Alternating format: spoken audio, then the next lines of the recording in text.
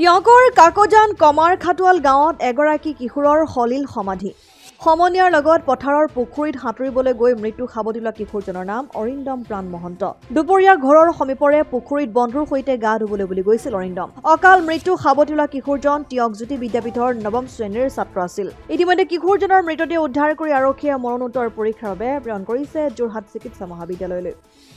অসমাদিত্য Teok NKS হুণ্ডাইলৈ স্বাগতম north ইষ্টৰ প্ৰথম GDSI 2.0 ফিচাৰ্ছ ডিলাৰ হৈছে NKS হুণ্ডাই অত্যাধুনিক সা-সুবিধাৰে তৈয়াৰী মোষ্ট আপডেটেড হুণ্ডাই ডিলাৰ এতিয়া ডিব্ৰুগড়ত আমাৰ NKS হুণ্ডাই ডিলাৰত open sales consultant room customer ৰুমৰ লগতে